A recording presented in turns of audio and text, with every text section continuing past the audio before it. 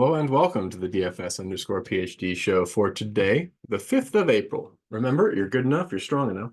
And gosh darn it, someone's got to win that money. And congrats to Butt Smasher smashing some butts on a low-scoring night. Yeah, I hate it. Yeah, I was not good yesterday. Bad reads. So you can be happy I did not put the show out there in a rushed way.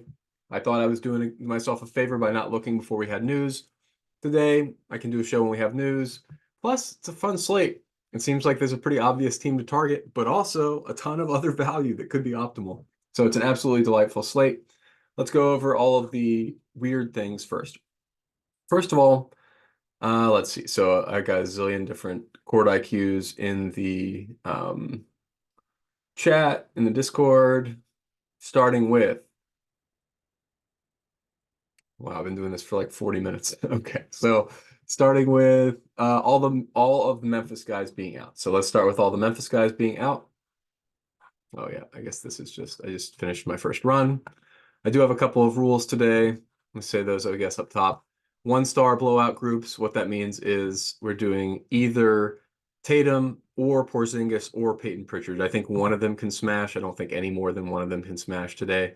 Wemby or Sandro, because Wemby could put up like 70, or he could play like 20 minutes and Sandro put up like 30, right? So I think it's a game where, and I saw they had him, Sandro is most negatively correlated with Collins. I don't know. I think he should negatively correlate with Wemby. Okay. So we were going to look at not just New Orleans, but overall value, because that's where we will find most of the Memphis guys. So the Memphis-Detroit game in general, we got two games today where everybody wants to lose, but the Memphis-Detroit game is special because it's the first game where everybody's for sure trying to lose in a while. Whereas Portland, like they've each been playing good enough teams. Portland and Washington have been trying to lose for a few games. The prices have adjusted. But this game is nuts. Basically, if you've ever heard of any guy on either team, don't play them. Those guys will not play later. So, so yeah, the guys, think about guys who in this game can smash in the absolute garbagest of garbage times and still not risk the team winning the game, right? Because that's what they don't want. They don't really want to win this game. So that's why I think, yeah, you get what you get. Let's look at our exposure. A lot of Marcus Sasser. That makes sense, although he can go off in a way that risks an actual win, right? So, but he's fine to be core. He's going to have a ton of points. Him, Pereira, Jake LaRavia, Sasser, these guys, they're just the guys. Probably can include Jordan Goodwin. I just don't know how much of a blowout he plays. Is he going to play in a blowout? I don't know. Same thing with Lamar Stevens. 30% Lamar Stevens. He's one of the high, and he's just a low usage guy. Maybe I allow it just to see what happens. You know, maybe I get better, higher price guys elsewhere because these are still going to be the best plays on the slate. But then you have low price guys who are really low owned in this game, like Metu. Metu's like a good option here without Cade. That's the thing. We don't have much to go off of. The people I'm fading in this game. GG Jackson's been limited to like was it 30 in the last couple of games where it blew out. So I think they're aware that GG Jackson is kind of okay at basketball, just like they are with Scotty, and they're going to sit GG and Scotty when it gets to blowout time. Because I think they're actually going to play on the team next year, like maybe in the future. The rest of these guys I don't care about at all. And like, I mean, no offense, Jake LaRavia, maybe he could stay, but like most of these guys are just like there to lose these games. That's what they're there for. So that's why we're going to have a ton of these guys. Like Duran we have because he could get a Barbara Walters in a loss. Like he could really put up 20 and 20 and it not matter. So that's why I have allowed some Duran. But yeah, generally that's the game we're getting to for value. Other places, so the other things, other adjustments, let's say, I've gone to a lot of Giannis and Doncic, not that much Giannis, only 75%, like 35% chance this game that he can smash before the blowout. That's a little high. I'll just match the field on Giannis. No strong feelings, but if he scores a lot of points, he's going to score a lot of points. So I don't think that's a tough stand. I don't really want that much Doncic either. That game should stay close though.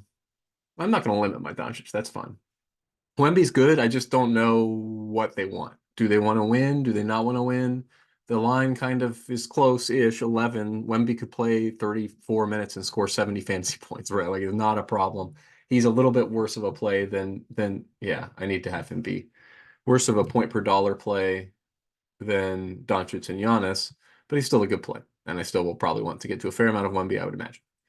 I don't want to play Tatum just because, like, so yes, I'm aware of the situation with Brown and everybody being out, but that's also exactly when they like to limit Tatum. I don't know. I could see myself maybe raising this and saying get to like half of the field on Tatum just in case he. But this isn't a team we can demolish. Sacramento's not that bad. You know what I mean? Yeah, fair enough.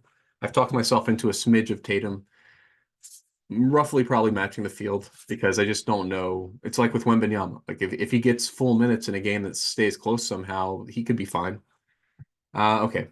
And the somehow is probably Sabonis. That's probably how we're getting there. All right. So what else did I do? I think those are the only two rules I've got going so far. Yeah. And then I have a $200 on the table rule. I guess Washington and Portland. I also messed around with the projections, but the bench guys just aren't a good deal on this team compared to the other games. So completely off the table for me are all these guys who normally are fine options. Your Chris Murray's, your Kispert. Maybe if Rashawn Holmes starts and we have word there's no limit for sure, maybe. But like, none of these guys. Jared Butler, same deal. If he starts and we think he's going to play 30 minutes for some reason, fine. I don't think that's going to happen. We don't have enough questionable guys for that. I guess if Rashawn's out and what's that other big guy starts, Vukcevic, then he's kind of in play as well. But again, like the values, he's getting a little bit expensive now. 4,200 on this slate. We've got min price value. So I'll probably put Vukcevic in play if Holmes is out. But besides that, it's just about, who you think is going to smash in this game. I don't think they want to win. That's the other thing I'm a little worried about here. Like, I don't know. I think they can run these guys out there in a loss. That's why, I mean, Jordan Poole can take a lot of shots and not win you the game, right? So I think that's why these are the guys in this game that you want to take. And Deni can just get a lot of points even in a loss. Now his price has gone up enough that I don't really want to be this high above the field. Maybe 2x was fine rather than 3 or 4x or whatever I was getting at. Well, I'll just rerun it in a little bit. No problem there. Did I even put no, I didn't do Foreman uniques yet. So I'll do that now just to show you that fixes this kind of a problem sometimes. Okay. So let's talk about the chalk. I got some chalk thoughts. My number one chalk thought, I don't think Gigi Watson, I don't think Jemison, I don't think Branham, I don't think these are attractive values on this slate. These are guys who are fine, who could put up 30 points. That's not enough. You got to be able to either be min price putting up 30 or put up 40. That's what you got to be. You guy has to have a probability of putting up 40 or has to be almost min price. So this is also my thought with Lamar Stevens. I think Lamar Stevens is one of the first guys who gets limited in a close game. And he's one of the highest owned guys on this team. That's just not appropriate. So I'm going to limit my Lamar Stevens as well. Other than these guys, I maybe negatively leveraged on Brunson because there's no real argument for that. But the top is fine. And they don't really have these are all fine chalk. Everybody understands the Memphis Detroit thesis. Everybody's playing it. You're not getting a huge edge. Play it. Don't be smart. This is like the thing to do today. If you don't want to play games like this and you don't want to play weird name guys, don't play today. Like this is a day for late swap news. We've already got a bunch of it, right? Like I waited long enough to get the Boston news because the Boston guys are fine, right? Like they're on this list too. Tatum, I mean, 25%. I still don't think that's right. I still just don't. He never gets there without Brown. It's like it should, nope, don't say stuff like that. Just listen to the court IQ. The court IQ said to match the field, match the field. He's a guy who gets a lot of raw points, even on blowout. Chill out. But Gregory Jackson is the kind of guy who he's been priced up. He's not necessarily going to get more minutes. Okay, I've already talked about that. Now I need to talk about my leverage plays. Yeah, okay, good. Fine for misreporting Joel Embiid injury news. Great. Okay, so we've got Sasser, we've got Flynn, we've got Goodwin, guy off the bench. I think they're playing him in situations where they're trying to lose over Pippen because Pippen has brought them back and won a game, right? I'd be like, Goodwin has not done that. He's not risking you losing. He can be out there shooting threes, making passes, and not really affect the game positively on defense. So I think we're going to still see him up there in a blowout. That's a lot of Hauser. That's ridiculous. Absolutely ridiculous. Don't play that much Hauser. 15% max. I'm under the field on 22% Hauser. I'm just looking at this for the first time. I think Dort is a tremendous play and being massively underprojected. You can look at the court IQ from the last time or the popcorn machine from the last game they were out there. In the first half, Dort played a ton of minutes. And he played in the second half as long as it was competitive, all but like, 7 seconds? 30, 41 seconds, all but 41 seconds of the third quarter. They're going to smash a ton of Dort minutes if this game stays close. And I believe it was projected to be close against Indiana. Anyway, so this is another game where if you have a strong stand on any of these projections, it's going to be a high scoring game. These are two of the fastest teams in the league. You should probably have some exposure here. But Chet, Giddey, these guys have all done us wrong kind of recently. But now that I'm saying it, that's such a weak reason to limit these guys. These guys are probably some of the best plays on the slate from a absolute points perspective. Don't limit them. Don't limit them as much as I am. Be strong in your stands today because the good you don't have to be fading chalk to be strong with a stand, right? Look how low owned Luguentz Dort is. 0.4%. All of the guys who play his position are gone today, right? Like no SGA, no Jalen Williams. He's going to play like 36, 34 minutes at least in the case this game stays close. This is an absurd thing to me. So anyway, I'm getting to a much more than I should of Luguentz Dort. Aaron Wiggins, I don't feel as strongly about. Isaiah Joe, I don't feel as strongly about. On this slate, you can consider Xing those guys off, but I think also upside. I mean, without SGA, did I even have that on the sheet? Yeah, OKC rates with SGA out, Dort up there pretty high. Yeah, though, that's the thing. Isaiah Joe's been smashing it. He's been doing really well. You can play some Isaiah Joe for sure, just because, yeah, that's 23. That's probably only 23 minutes. If you give him more minutes, you need to give him more points. Yeah, that's 23 minutes. He could play more, but that's probably when you look at they've been getting pretty good at extending shooters. Yeah. See how he's got a little shoulder on his distribution? They're already aware that he can have that little extra few minutes. So I'm happy with the way they're modeling that and leaving those alone for now.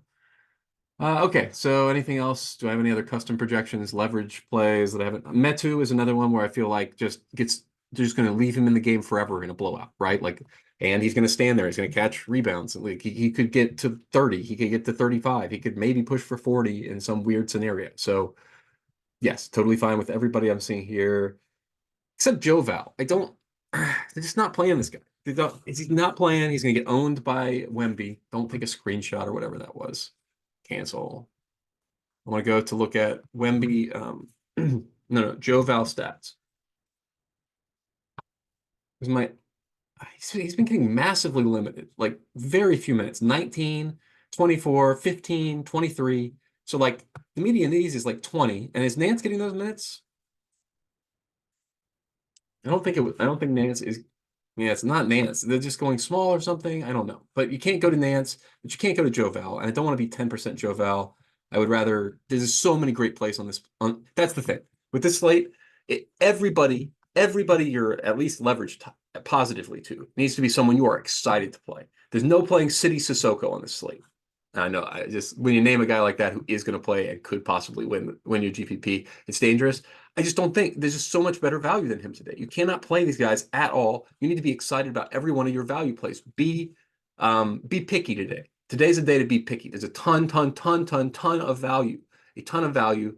So make sure you're excited about every guy who's on your list. And yeah, am I excited to play Malachi Flynn and Marcus Sasser in situations where they're going to get the ball a lot and put up a lot of shots? Yeah, these are guys who are for sure 7x like median guys for me. Like, so 7x all you need to win, and they're probably going to get there. That's my median. So Jordan Goodwin, that seems a bit high.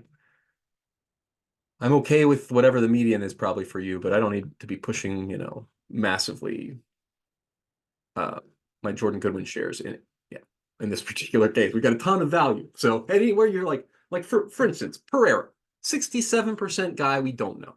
He's probably great, but there's a lot of great plays on this plate. You do not feel like you have to be overweight on Malginia Pereira because there are, even on his own team, possibly going to be better value plays, right? Yes, he's good. LaRavia could be better. Lamar Stevens could be better if he gets the minutes instead. Gigi, if he gets the minutes, could go for infinity points. Jordan Goodwin, if he gets the minutes instead, could give you infinity points, all at lower ownership. So that's the reason why, just in tournaments, I'm just going to probably wind up lower if you guys are really going to be 67% on one guy today. Who is the best value on the slate? I'm not trying to say he isn't. I'm just trying to say the other guys are also good values. And at the end of the day, we don't need value. We need absolute raw points, right? You know what? I'm talking myself into a harder limit on Pereira. Because yes, he's definitely hands down the best value of the slate, but he's also hands down not going to be the top absolute scoring value, right? So you could get a ton of, if you wanted to. Now, this is not something I'm going to do. I'm going to probably limit, what do I do, 30 or something? because I do like this argument, but it's very extreme because he's clearly the best value on the slate, but also not going to score the most points, right? So I'm going to limit him to 30. If you wanted to be extreme about it, there's enough value today where you can go really contrarian. If everybody condenses around one value, you just say, what's the best lineup I can make without that guy? You know, that is fine today. I think that's a reasonable position to take for one of the Memphis guys, not for the team, not for the whole team. That's not what I'm saying. I think you can make a rule if you're a rules guy. I just don't think you need a rule today. I think any good optimizer is going to tell you play a lot of Memphis guys, and if they don't, change your optimizer. Like do something else. You should play a lot of Memphis guys. They're the best values. You know, Lamar Stevens. I can't be underweight Lamar Stevens. He's a fine play. Okay, but yeah, I've said all the things I got to say today. You get the general point. There was the center situation for San Antonio, which I even touched on briefly. But you're still not getting to, yeah, I still didn't get to yeah, even with Mamu, like, okay, get to a little bit of Mamu and a little bit of Wemby. I'm not going to get to that much Julian Champagny, absolutely for sure. Just not on the slate. Honestly, not at all, right? I mean, what's the upside? What do we say his like distribution's like? That's I don't know. I don't know if we got really. This is just there's so many other guys on this team. Is there? Let's see. That's not the. There's less guys than I thought. Four. Oh, this is 9, 10, 10 guys. Okay. Stronger case for Sissoko. Stronger case for leaving a little smidgen of Champagny, but I just don't think we got any case to be overweight. These guys could get, yeah, okay, could get there. Could get there. Weird, massively extended situation, but just don't think it's likely. And we got guys who it's extremely likely get there. So that's why I think you got to be picky with your value today. If you want to unclick Champagny, all the Champagny's totally fine today. They just better value out there. Let me see. Let me see in context. Where is Champagny? Yeah, I unclicked Branham on a similar argument, and Branham is better projecting. So I think I'm unclicking just like all these San Antonio guys who have to have minutes. The minutes are shaky. Like even like Sandro. I don't know. Like, do I want to be overweight on Sandro? Not really. He's good, just not today. Yeah, like I think you can be strong with these stands today and just say there's still 10 guys, right, for San Antonio. Sandro's good point per minute. He's cheap. I just can't make a big stand pro Sandro today just because that's not enough today. That's on enough on almost every other day. But you got to ask yourself the question, is it enough today? Because today, I don't know. I don't know. Yeah. These guys who are high 7x plus value and almost going for 40 for sure, you can lock them in. They're like pretty close to lock-in level. Flynn, LaRavia, Sasser.